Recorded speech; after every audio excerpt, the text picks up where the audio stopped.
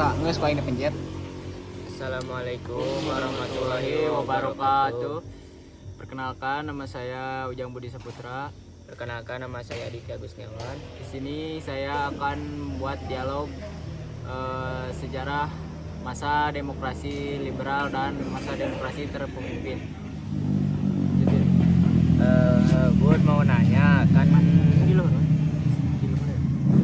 saya lagi belajar sejarah ya di sekolah teh. Tapi saya bingung soal demokrasi liberal dan demokrasi terpimpin teh. Kamu bisa jelasin nggak? Oh, bisa. Jadi demokrasi liberal itu sistem politik.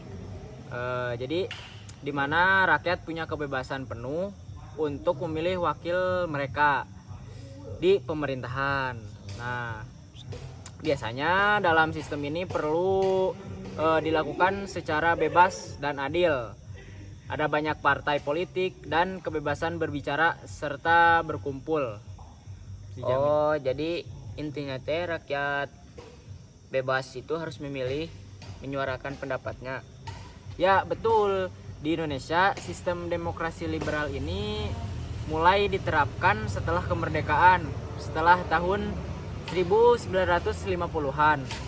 Saat itu kita punya banyak partai politik dan kabinet sering berubah-ubah tergantung pada hasil pemilu dan situasi politik. Jadi bisa dibilang cukup dinamis lah.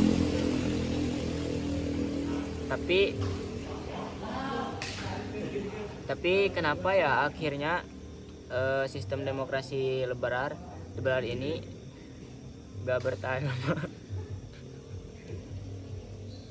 Oh gitu. Nah, masalahnya itu meskipun memberi kebebasan politik yang besar, demokrasi liberal ini pada saat itu malah bikin pemerintahan gak stabil karena partai politik terlalu banyak dan sering berganti kabinet. Jadi gampang jatuh lah gitu. Bayangin aja dalam waktu singkat ada banyak pergantian perdana menteri dan kabinet itu bikin pemerintahan gak efektif kan, politik juga jadi gak stabil, terus ekonomi jadi buruk lah istilahnya gitu. Oh gitu. Jadi karena terlalu banyak partai dan sering gantinya kabinet, pemerintah jadi gak bisa fokus kerja ya? Tepat sekali, bisa jadi itu. Karena ketidakstabilan itu Presiden Soekarno pada saat itu akhirnya merasa kalau demokrasi liberal itu nggak cocok untuk rakyat Indonesia. Pada tahun 1959 dia ngerubah sistem politik menjadi demokrasi terpemimpin pada saat itu. Oh iya. Nah, kalau demokrasi terpimpin itu gimana ya bedanya?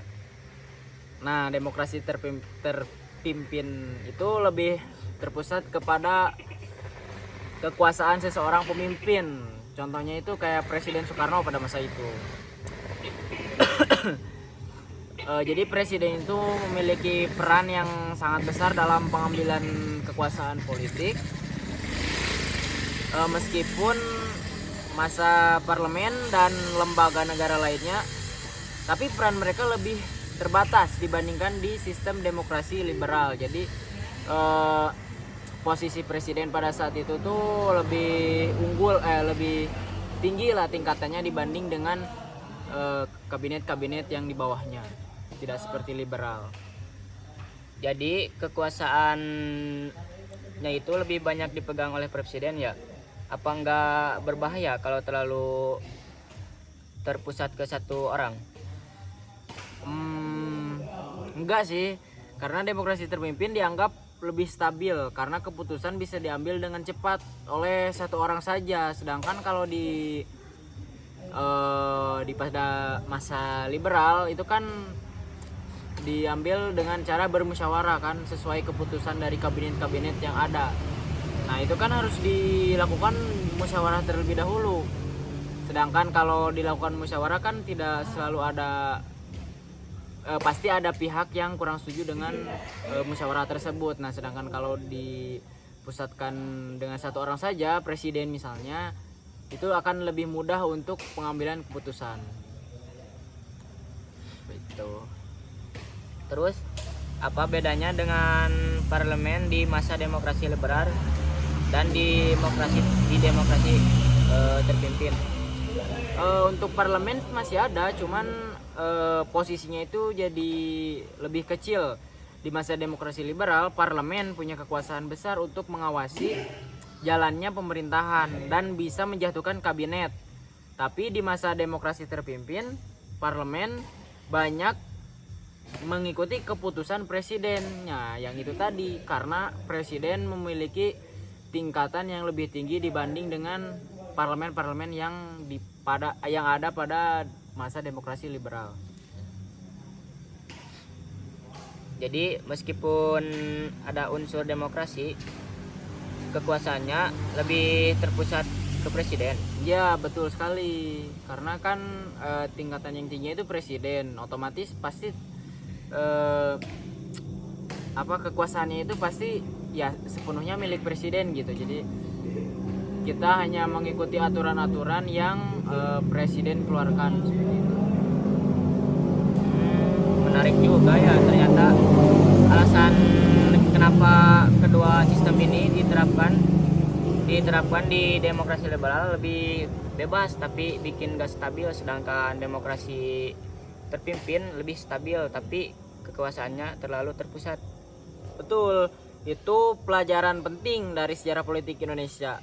Setiap sistem ada kelebihan dan kekurangannya masing-masing, tergantung situasi yang dihadapi. Seperti pada masa itu demokrasi liberal, terus berlanjut ke demokrasi terpimpin, seperti itu. Sekarang aku jadi lebih paham. Makasih ya Bud. Baik, sama-sama Dit. Sejarah politik Indonesia memang menarik untuk dipelajari. Sekian dialog sejarah masa demokrasi liberal dan masa demokrasi terpimpin.